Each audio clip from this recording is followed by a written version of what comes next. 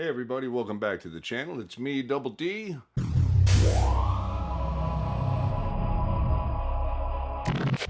This is a board that I'm going to be taking to practice and leaving there for a little while. Hopefully one of the key ingredients to this board here and all the menu of items that I have on there for different drives and some delays. And this is now going to be my modulation pedal, and it's the Flamma FC05.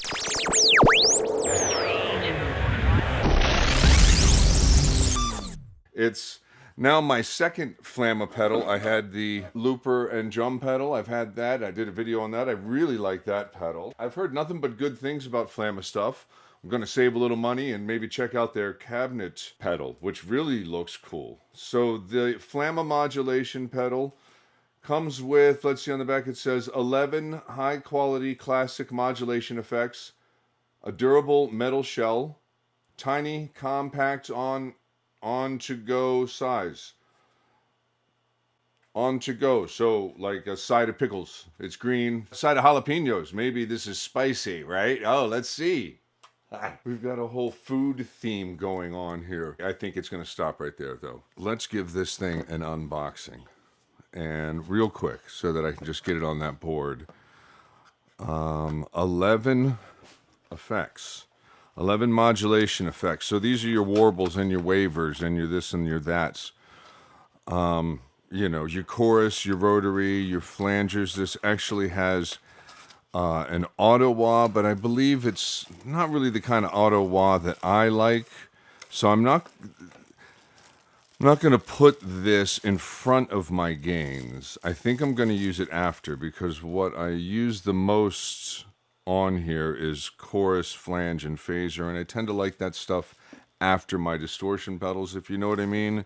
Gets a little bit more of a sweeping sound, and then I'm affecting the distortion as opposed to distorting the effect. And you get a nice little sticker. I think I have another Flamma sticker, so I'll put that on something.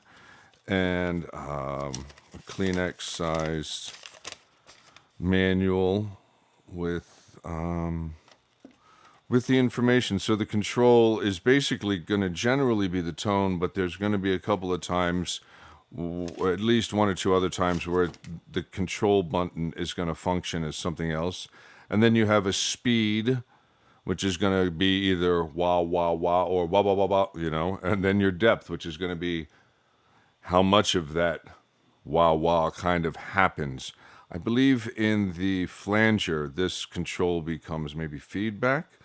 So on here we have chorus, flange, trem, phase, vibra, rotary, liquid, rotary and liquid, that's two different ones, an auto wah, which is going to be more of like a tone kind of wah, wah, wah, as opposed to like a dynamic or a touch wah, which is going to respond to your picking. This is going to be more of a modulated, constant kind of a thing. And then there's a stutter, which is going to be a harsh tremolo.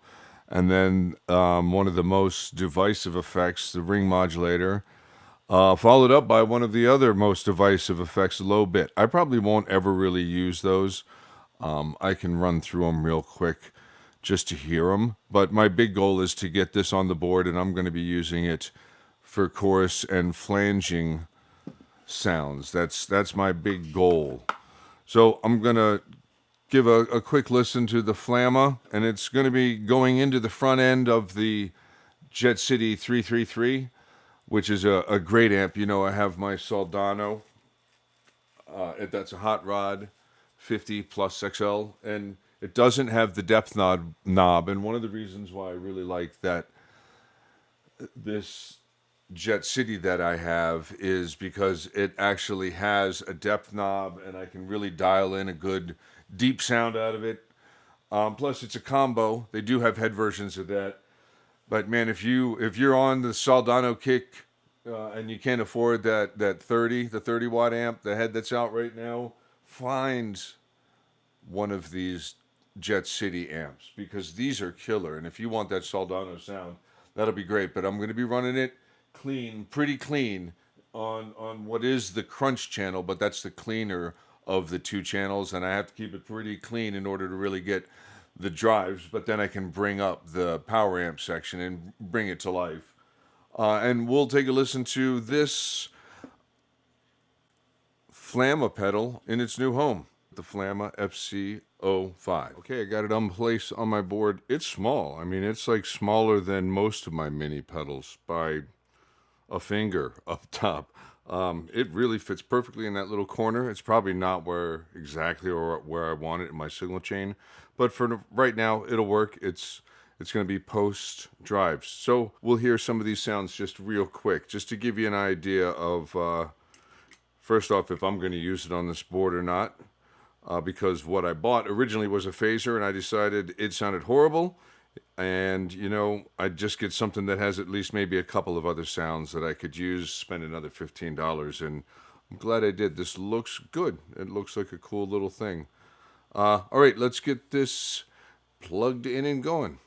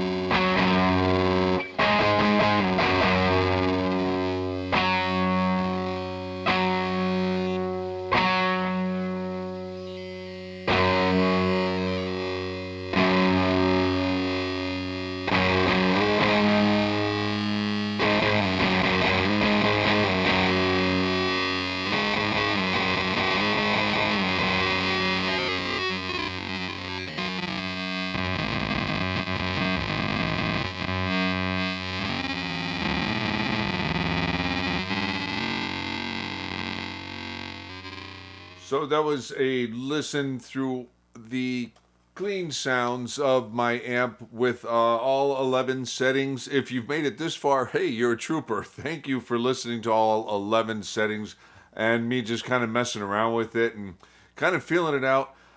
My main goal is to put this on my pedal board and really just have a phaser, or and maybe every once in a while switch it over to a chorus that I can engage on and off for my practice pedal board. I'm in the process of building that, and hopefully you caught part 1 of that video. Part 2 will be possibly out by the time that this is up, and part 3 should be following this one, hopefully shortly after, so you'll be able to hear how this fits in ultimately with the board. I did like some of the drive sounds. I was kind of messing with it through a little bit of a drivey sound, and then for the last bit of the clips here, I'm going to play 3 more clips, a couple of my kind of favorite sounds that I was kind of getting while recording this without the gain pedal that I really wanted on there yet. So just bear that in mind. The last sound you'll hear, I actually backed the guitar down to really kind of even clean it up a little bit more, just to help you hear how the modulation was kind of cutting through on maybe a pushed, clean kind of a sound. So anyway, I like this. It's going to end up on my board. What are the pros and cons? The pros, it's small. It's itty bitty. Fits great on a little board. And another big pro would be that it has 11 settings in, I guess what they're calling their Cute Series pedal. So it's a really small pedal, as you saw. And it has good sounds. I mean, another pro would be that the sounds are really kind of usable. Even some of the weirder ones, you know, I'd mess around with them. You saw me messing around with them. That's about all I'd ever use and most of them for. I'm going to kind of set and forget the sound and just kind of keep it. So that's going to get me to maybe one of the cons is that I did notice a little bit of a delay, a little bit of just a momentary drop when I would engage the pedal. So when I use it as a phaser in a solo, I imagine I'm going to hear a little bit of a drop. Not a big deal for me on this board because it's going to be at rehearsal. And if I'm using it to record something with, I'll probably have the phaser engaged before I even hit record anyways. But I probably wouldn't like that in a live situation. So I just wanted to point that out just so you would know. I wouldn't like that kind of a dropout in a live performance. And if that's something you don't like, something to know. Another thing, maybe a pro and a con. You heard me kind of changing some of the speed sounds, and it was actually glitching between some of them, and that's kind of cool. And that might be a pro for some people. For other people, it might be a con in that you're not able to fine tune that speed. You can hear it kind of go from one setting to another. I don't really mind. I'd find something that I like and set it and forget it. And then if I really wanted to swap over to something different, I'd have to reach down there and do it anyways. I guess really that's probably one of the only other things that I would say is that it can be glitchy and that leaves you a little bit of lacking for fine-tunedness and the dropout. Other than that, it's great. It's going to go on the board. I'm pretty happy. So I'm going to play us out for the rest of the video. Hit like if this was your kind of thing. Again, if you made it this far, hey, yeah, you rock. Thank you very much for being here on Double D Guitar. And here's a little bit more of the Flamma FC05. Thanks for being here.